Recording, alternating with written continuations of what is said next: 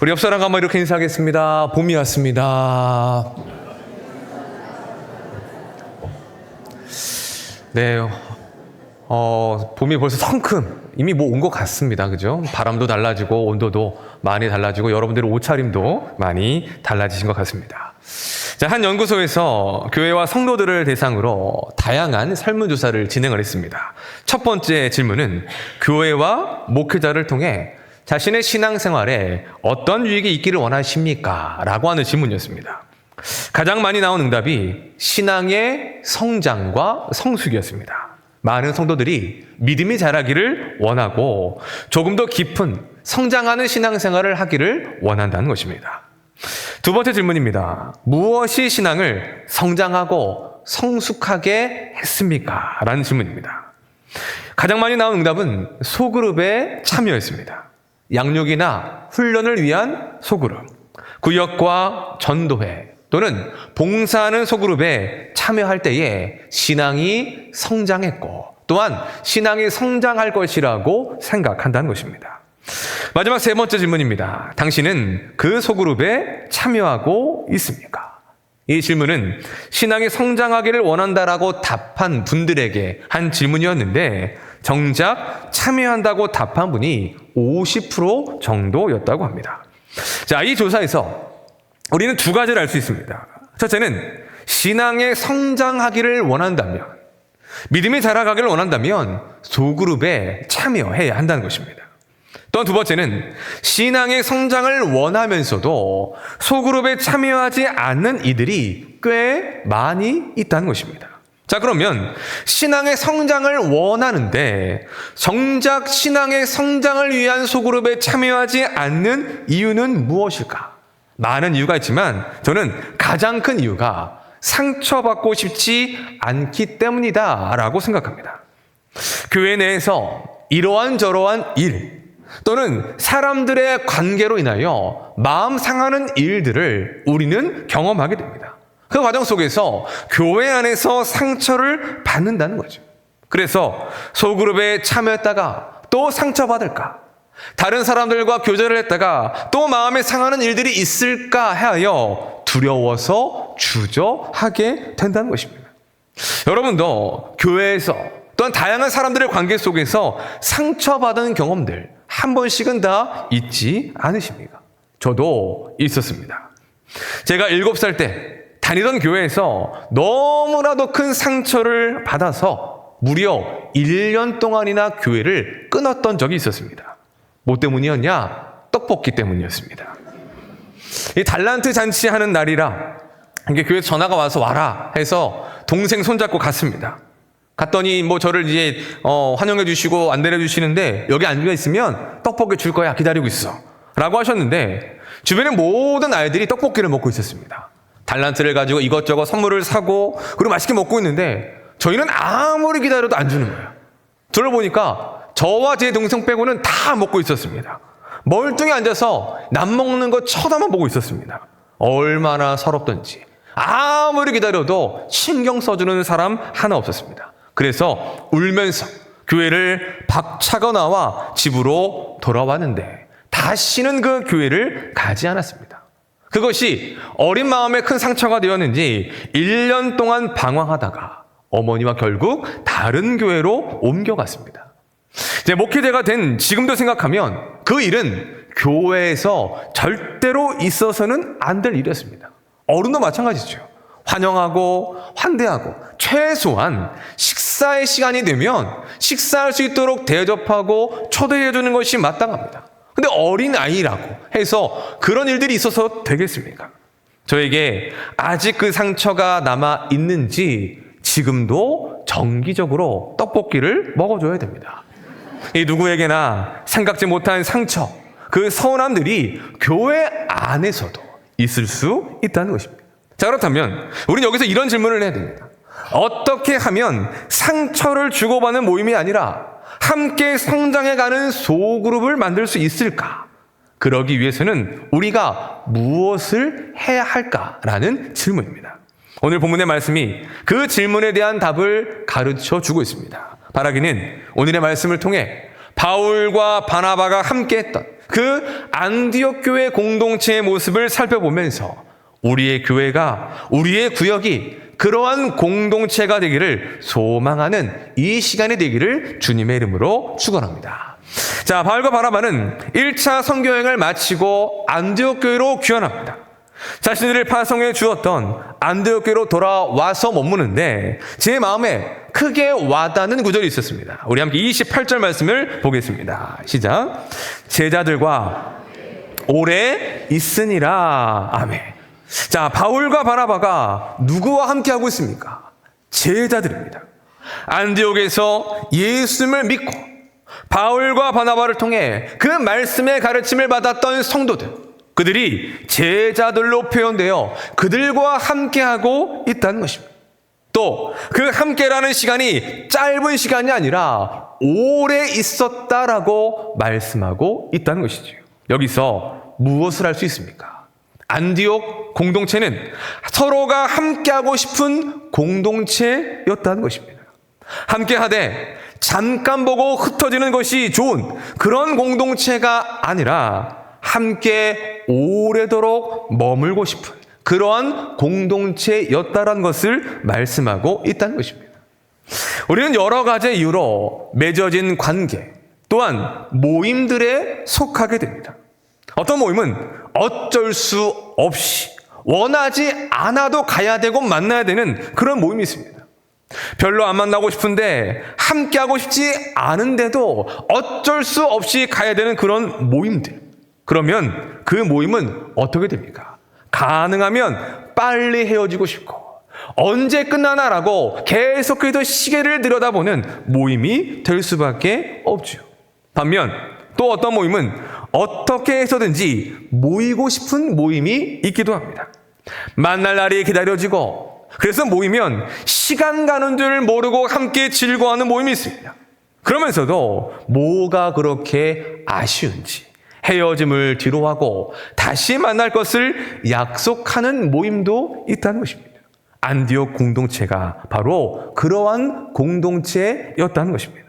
자, 그렇다면 안디옥 공동체가 함께하고 싶은 공동체, 오래도록 머물고 싶은 그와 같은 공동체가 될 수 있었던 비결은 무엇일까? 그게 세 가지로 나눠볼 수 있습니다. 첫째, 하나님이 행하신 일을 나누는 공동체이기 때문이라는 것입니다. 자, 우리 이어서 27절 말씀을 보겠습니다. 시작. 그들이 이르러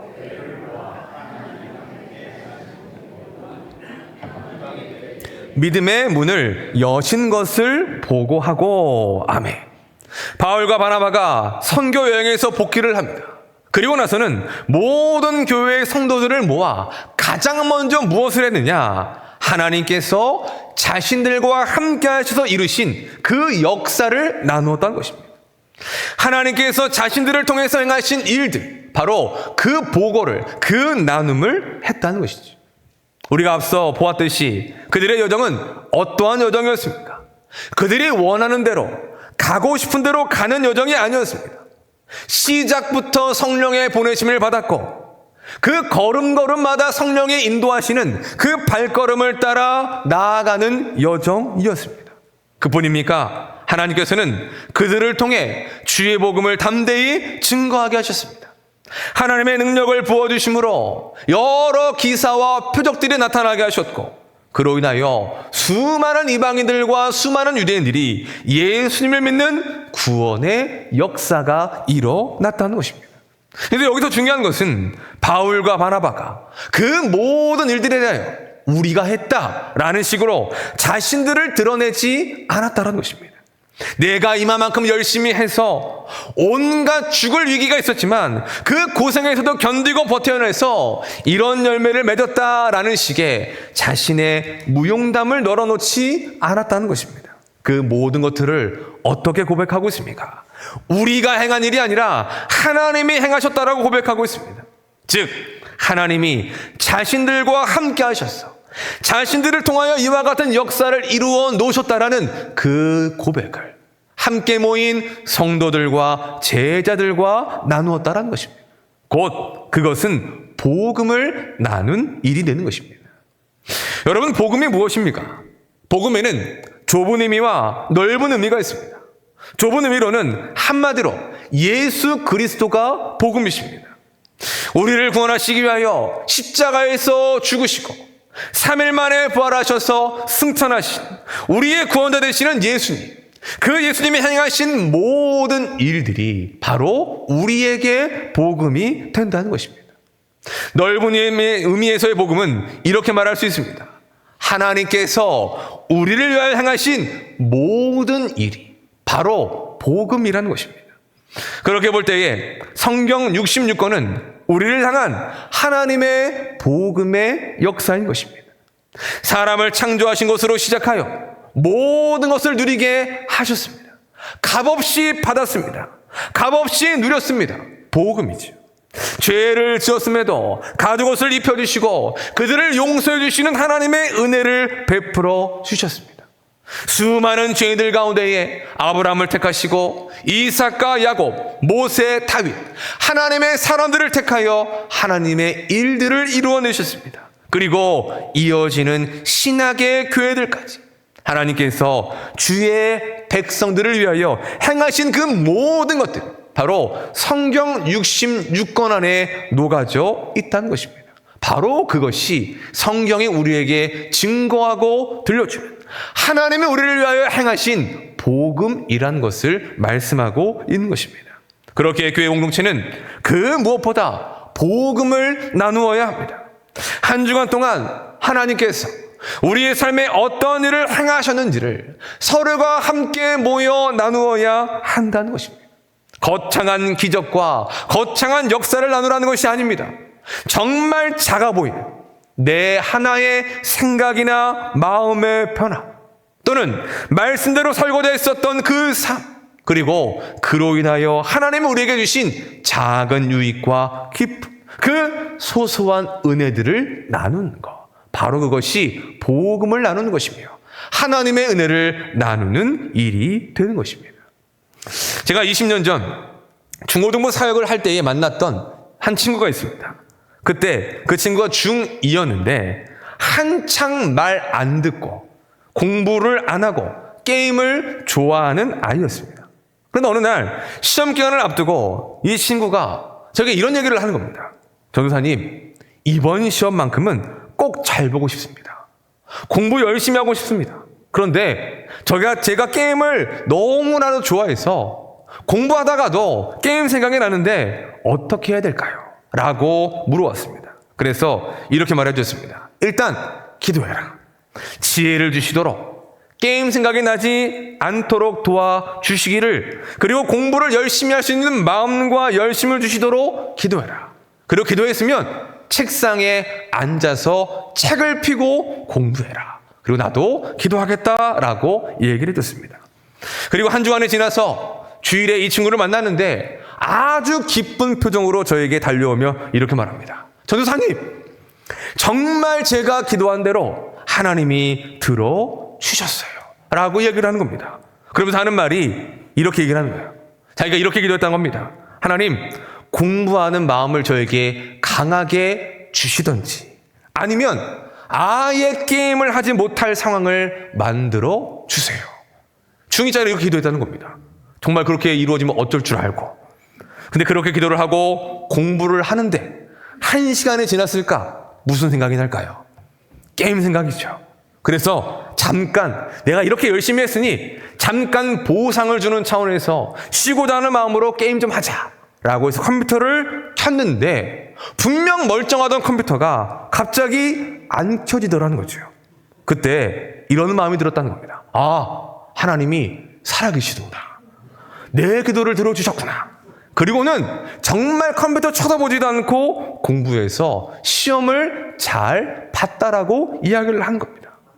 저는 그 아이가 신기해하고 놀라면서 이야기를 하는데 제가 은혜를 받았습니다. 왜 은혜를 받았느냐? 자신에게 그 일어난 일들이 하나님께서 행하신 일, 하나님의 내 기도에 응답하신 일이라고 믿을 수 있는 그 믿음을 그 아이에게 하나님이 주셨기 때문이라는 것입니다. 나중에 알고 보니까 컴퓨터가 고장난 게 아니었어요. 전원선 케이블이 살짝 빠져 있었던 겁니다. 나중에 그걸 끼니까 켜지다는 거죠. 그래도 이 아이는 뭐라고 생각하느냐? 그것 또한 하나님이 내 기도에 응답해 주신 일이다 라고 생각을 했던 것입니다. 여러분, 지금도 하나님은 우리를 위하여 일하고 계십니다. 여러분 믿으십니까? 우리를 죄로부터 구원하신 것으로 시작하여 순간순간마다 우리의 삶 속에 역사하시고 우리의 걸음걸음을 인도하신다는 것입니다. 그런데 문제는 무엇이냐? 우리가 그 하나님의 손길과 하나님의 역사를 바라보지 못한다는 것입니다. 믿음의 눈으로 바라본다면 사소한 것 하나하나가 하나님의 은혜인데 믿음의 눈으로 바라보지 못하기 때문에 당연한 일이 되고 내가 한 노력이 되고 우연한 일이 될 수가 있다는 것입니다. 그러나 모든 것들을 하나님을 향한 믿음의 관점으로 볼 때 우리는 우리의 삶 속에서 역사하시는 하나님의 손길과 모든 것들이 하나님의 은혜라는 것을 깨달아 알 수가 있게 된다는 것이죠. 그 복음이 나누어질 때 그 공동체는 함께하고 싶은 공동체가 될 수 있습니다.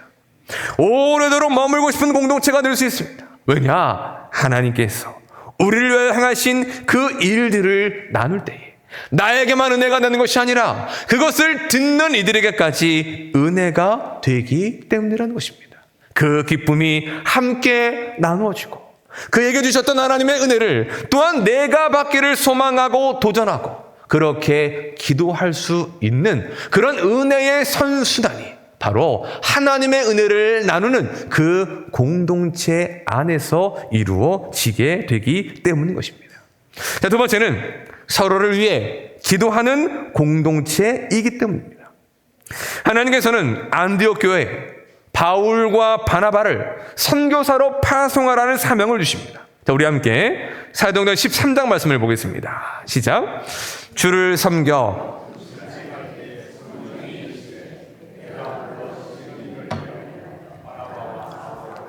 세우라 하시니 이에 금식하며 기도하고 두 사람에게 안수하여 보내니라. 아멘.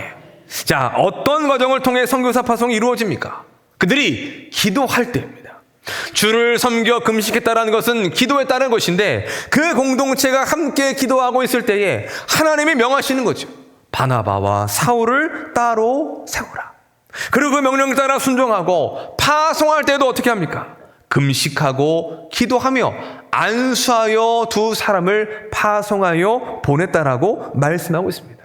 즉 그들은 서로가 서로를 위하여 기도하는 공동체였다는 것이죠.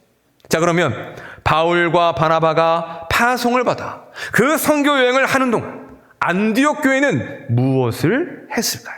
저는 기도했을 것이라고 생각합니다. 자신들의 영적인 지도자, 목회자였던 바나바와 사울을 위해서 기도했을 것입니다.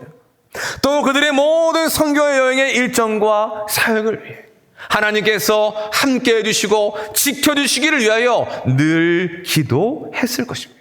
또 바울과 바나바도 기도했을 것입니다. 자신들의 선교와 그 선교의 일정만을 위해서 기도한 것이 아니라 자신들을 파송해 준 안디옥 교회를 위해서 목양의 대상이었던 그 성도들을 생각하며 기도했을 것입니다. 몸은 비록 멀리 떨어져 있을지라도 서로가 서로를 위하여 기도할 수 있는 그러한 공동체의 모습을 그들은 가지고 있었다는 것입니다. 여러분, 우리가 누군가를 위하여 기도한다는 것, 그것이 무엇을 의미할까요? 그 대상을 우리가 생각한다는 것입니다. 그 대상을 우리가 마음에 품고 있다는 것입니다. 생각해야 기도할 수 있습니다. 내 마음에 그 사람을 품어야 기도할 수 있습니다. 더 나아가 그렇게 기도하는 관계는 주 안에서 사랑하며 더욱더 깊어지고 하나 되는 관계가 될 수밖에 없다는 것입니다. 누군가를 위해서 기도하면 할수록 그 대상을 더욱 생각하고 품게 됩니다. 또한 기도하면 할수록 그 사랑의 관계는 깊어질 수밖에 없다는 것입니다. 하나님께서 함께 하셨으면 좋겠고, 하나님께서 건강을 주셨으면 좋겠고, 하나님께서 은혜를 베풀어 주셨으면 하는 그와 같은 마음으로 간구하며 기도하게 된다는 것입니다. 바울과 바나바 그리고 안디옥 공동체가 바로 그러한 관계였다는 것입니다. 몸은 비록 떨어져 있을지라도 늘 서로를 잊지 않고 서로를 마음에 품고 하나님 앞에 기도했던 것입니다. 그랬던 이들이 오랜만에 다시 모였으니 어떠했겠습니까? 그 깊어진 사랑으로 함께하고 싶었습니다. 서로를 향한 그 기도가 어떻게 응답되었는지를 확인하였습니다. 그러니까 더욱더 오래도록 함께하고 머물고 싶었던 것입니다. 서로를 위하여 기도하는 공동체가 바로 함께하는 공동체, 오래도록 머물고 싶은 공동체가 될 수 있다는 것을 오늘의 말씀이 우리에게 가르쳐 주고 있는 것입니다. 자, 세 번째는 서로의 연약함을 품어주는 공동체이기 때문입니다. 동물의 세계는 약육 강식의 세계입니다. 약한 자는 잡아먹히고 강한 자만 살아남습니다. 그런데 인간이 살아가는 이 세상 또한 어떻습니까? 그 동물의 세계와 크게 다르지 않다는 것입니다.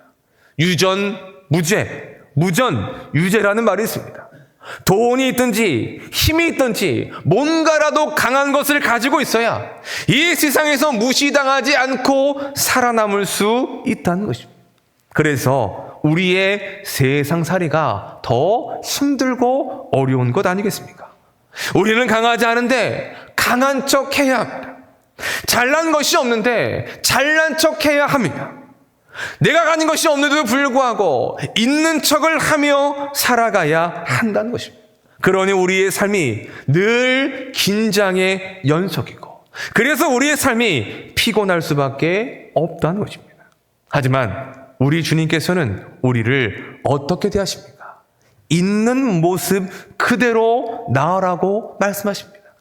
연약하면 연약한 대로, 부족하면 부족한 대로, 아프면 아픈 대로, 없으면 없는 대로 아무것도 꾸미지 않아도 된다라고 그냥 있는 모습 그대로 주님 앞에 나아라고 말씀하십니다. 왜냐하면 우리 주님은 우리의 있는 모습 그대로를 품어주시고 또한 있는 모습 그대로 나아가도 우리를 사랑해 주시는 우리의 주님이 되시기 때문이라는 것입니다.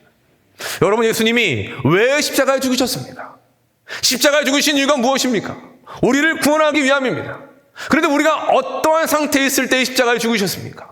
의인된 상태가 아닌, 하나님을 찾는 상태가 아닌 죄인된 상태에 있을 때에 예수님은 우리를 위하여 생명까지 아낌없이 내어 주셨다는 것입니다.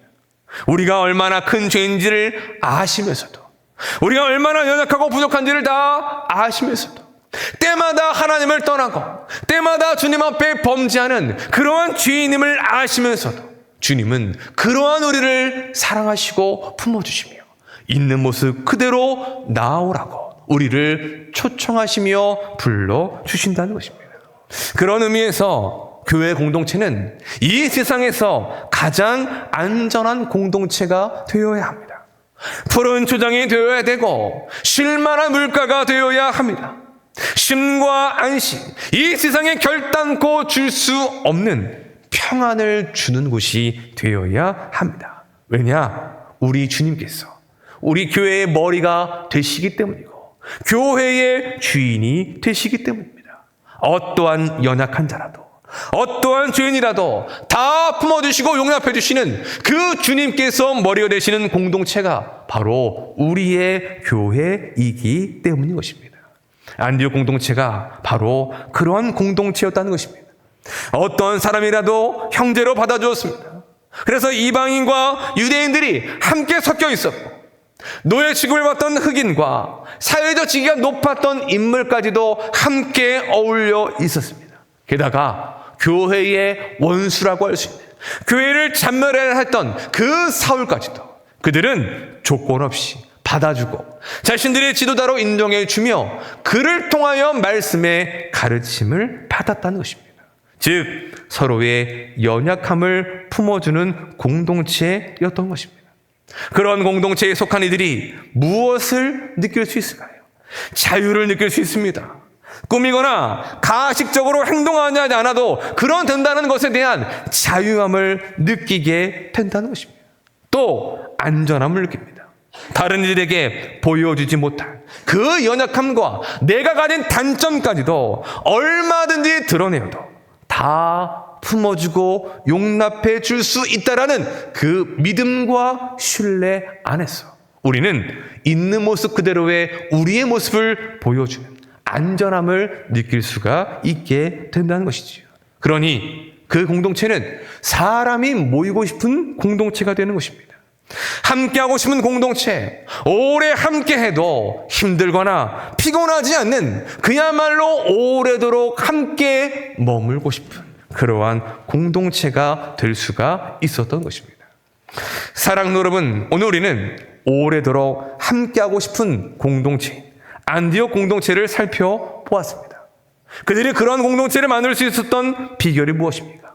하나님이 행하신 일을 나누는 공동체였기에, 서로를 위하여 기도하는 공동체였기에, 또한 서로의 연약함을 품어주는 공동체였기 때문이라는 것입니다. 그렇다면 우리 예사랑 공동체는 어떠합니까? 여러분에게 예사랑 교회는, 여러분에게 여러분의 구역은 어떠한 공동체입니까? 하나님이 행하신 일을 나누는 공동체입니까? 서로를 위하여 기도하는 공동체입니까? 서로의 연약함을 품어주는 공동체입니까? 오래도록 함께하고 싶은, 만나지 않으면 보고 싶은, 그렇게 함께하고 싶은 그러한 공동체인지를 오늘의 말씀을 통해 우리의 모습과 우리의 공동체를 돌아보았으면 좋겠습니다. 바라기는 우리의 사랑 공동체가 안디옥 공동체와 같이 하나님의 행하신 일을 나누는 공동체, 서로를 위하여 기도하는 공동체요, 서로의 연약함을 품어주는 공동체가 될 수 있기를 예수님의 이름으로 축원합니다. 그리하여 오래도록 함께하고 싶은 그러한 공동체, 그러한 공동체를 함께 만들어 갈 수 있는 우리 모두가 될 수 있기를 예수님의 이름으로 축원합니다. 말씀을 정리하겠습니다. 오늘은 107주년 3일절입니다. 1919년 3월 1일 일제치하에서 전 세계의 민족의 자주 독립을 선언하기 위해서 선조들이 함께 모여 목숨을 걸고 만세 운동을 펼쳤던 날입니다. 일제의 만행과 박해 속에서도 우리 선조들은 나라를 위해, 나라의 독립을 위하여 그 싸움을 포기하지 않았습니다. 저는 나라를 위했던 그 선조들의 모습을 기억할 때마다 그것이 하나님의 나라를 위한 성도들의 삶이 되어야 한다라고 생각합니다. 왜냐? 우리 모두는 사탄의 영향 아래에 있는 이 세상 가운데 살아가고 있기 때문입니다. 이 세상 속에서 하나님의 영광을 위하여 살아야 되고 이 땅에 하나님의 나라가 임하여지기를 기도하며 살아가는 삶이 바로 성도에게 주어진 책임과 의무가 되기 때문이라는 것입니다. 그러면 무엇을 어떻게 해야 하나님의 나라가 이 땅 가운데에 이루어지게 될까요? 저는 그 중요한 일 중에 하나가 바로 교회 공동체에 있다라고 생각합니다. 교회 공동체를 바르게 세워가는 것, 함께 모이고 오래 머물 수 있는 안디옥 공동체와 같은 그런 공동체를, 그런 교회를 세워가고 만들어가는 것, 바로 그것이 하나님의 나라와 영광을 위한 일이 된다는 것입니다. 왜냐? 하나님의 나라는 교회를 통해, 이 땅에 성도들을 통해 이루어지기 때문이라는 것입니다. 곧 우리가 함께 모여 사랑하며 그 하나됨을 함께 나누고 하나님의 말씀을 나누고 서로를 위하여 간구하며 기도하는 그런 공동체를 만들어 갈 때에 이 땅 가운데 온전한 하나님의 나라가 임하여 질 수가 있게 되는 것입니다. 어떠한 죄인들도, 어떤 아픔과 상처를 가진 이들도 받아들 수 있는 공동체, 자유를 누리고 안전함을 느껴 오래도록 함께하고 싶은 그러한 공동체를 세워가는 것, 바로 그것이 우리에게 주어진 사명이며 그 일들을 통하여 하나님은 하나님의 나라를 이 땅 가운데에 이루어 가신다는 것입니다. 오늘부터 상반기 구역 모임이 시작이 됩니다. 어떤 분에게는 기대와 소망으로 기다리는 분들도 있을 것입니다. 그래도 또 어떤 분들에게는 부담이 되기도 할 것입니다. 분명한 사실은 하나님께서는 우리가 함께 모이는 것을 기뻐하신다는 것입니다. 또한 그렇게 모여지는 그 소그룹의 모임을 통하여 우리의 신앙이 성장하고 성숙하기를 원하신다는 것입니다. 그건 누구를 위한 일입니까? 먼저는 하나님을 위한 일이기도 하지만 또 교회된 나 자신을 위한 일이라는 것을 우리는 기억해야 하는 것입니다. 사랑도 여러분, 하나님이 행하신 일을 나눌 수 있는 구역 공동체가 되시기를 주님의 이름으로 축원합니다. 또 서로를 품고 서로를 위하여 뜨겁게 기도하는 구역 공동체가 되시기를 주님의 이름으로 축원합니다. 서로의 연약함을 품어줄 수 있는 그러한 구역 공동체를 함께 세워갈 수 있기를 예수님의 이름으로 축원합니다. 그리하여 이런 말들이 여러분들에게서 나왔으면 좋겠습니다. 목사님, 한 달에 3번 모이는데 그것도 너무나 짧습니다. 방학이 2달이나 돼서 되겠습니까? 방학도 좀 줄여주시고 매주마다 모이면 얼마나 좋겠습니까? 라고 하는 말들. 아멘이십니까? 다시 한번 할게요. 목사님, 한 달에 3번 모이는데 너무 짧아요. 방학도 긴 것 같아요. 줄여주세요. 매주 이렇게 함께 모일 수 있으면 좋겠습니다. 라고 하는 그러한 고백들이 우리 안에서 터져 나올 수 있는 그런 은혜가 있기를 소망합니다. 바라기는 우리 예산한 공동체가 또 우리 구역 전도회 봉사하는 소그룹마다 안디옥 공동체와 같이 오래도록 함께하고 싶은 그러한 공동체가 될 수 있기를, 또 그런 공동체를 함께 만들어가고 세워가는 모든 주의 백성들이 되시기를 예수님의 이름으로 간절히 축원합니다. 이 시간에 그 말씀을 생각하며 우리 찬송가 620장